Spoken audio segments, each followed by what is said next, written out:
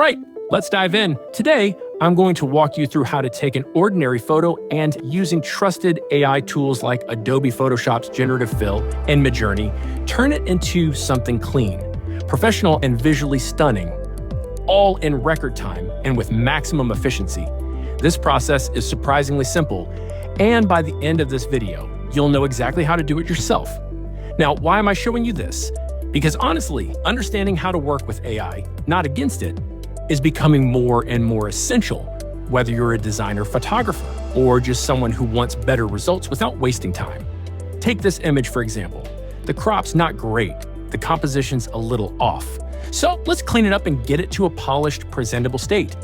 Step 1, we're going to use the crop tool to get a better frame, maybe even something Instagram friendly. Let's center the face and lock in those dimensions. Easy enough. Oh, before I forget, quick tip. Make sure to unlock the background layer. Just click that little padlock icon in the Layers panel. This makes everything smoother when we start using Generative Fill. Trust me, it'll save you from a lot of frustration later on. Now let's move on. I'm going to select a portion of the background and use Content-Aware Fill to patch it up. Same thing over here. Then with the Clone Stamp tool, we're going to quickly fill in the space around the subject. Don't worry about perfection here. This is just about getting a cleaner canvas. Let me explain why we're doing this. The more clearly we define the space and the context for the AI, the better results we get. Think of it like giving your assistant clear directions. The better you guide it, the better it performs. For example, if I ask the AI to fill in a space without prepping the edges or providing enough visual context, the result might be totally off. The shadows might not align, or the fabric might look weird. So by taking a little time to prep, we reduce errors, preserve detail, and speed things up later. All right, with the background prep, I'm going to run Generative Fill. No text prompts yet, just letting the AI guess.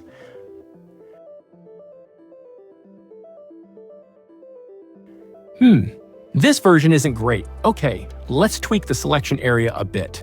Try again. Better, much better. Once I get a decent fill, I'll merge the layers and use Liquify to adjust the shape and shadows slightly. It might not even be necessary, but I like to keep things clean. Next, I select the subject. Since this is for social media, ultra-high resolution isn't a must, but we still want something sharp and usable.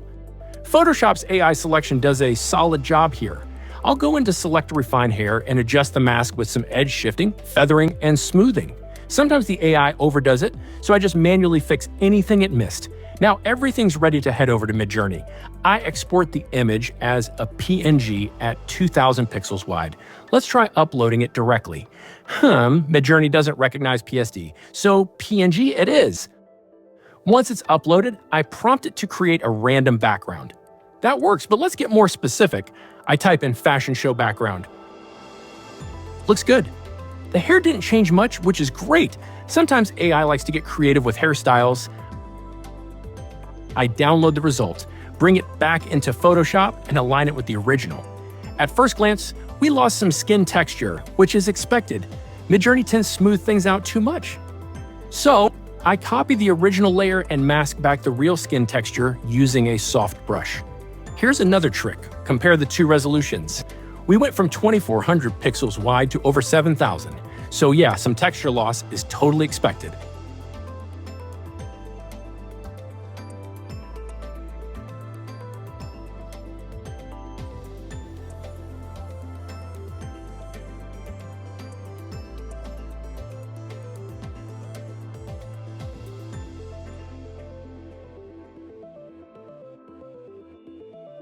But now I add a bit of grain and texture back in.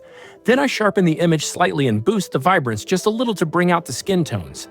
Not too much, just enough to match the original photo. I'm not using smart objects or complicated filters here. Just simple, effective adjustments. Let's merge these layers and take a look. Oops, there's some dust and mess in the background. No problem. I'm using a plugin called Dust by Retouch for Me.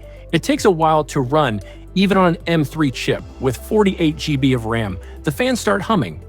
But the results? Totally worth it. While that processes, I take a screenshot of the area I need, patch it back in manually, and do another cleanup pass. Once the dust cleanup is done, I compare both versions, mask in the clean parts, and apply some subtle fixes. Next, some clean parts, and apply some subtle fixes. Next, I brighten the background to spot any flaws. Found one, a weird line. Let's fix that with the healing brush. All right, we're almost there.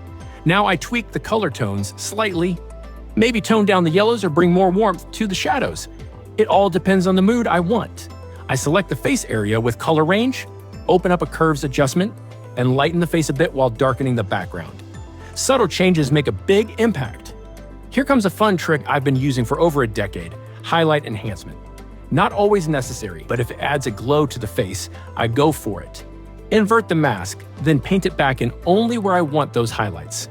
Finally, I do a bit of manual dodge and burn, brighten here, darken there, just to balance the final look. And that's it. We took this image from rough and unpolished to polished and ready to share using a smart blend of AI tools, simple editing tricks, and a bit of manual finesse. What do you think? Let me know in the comments. If this was helpful, don't forget to like and subscribe for more AI-powered editing tutorials.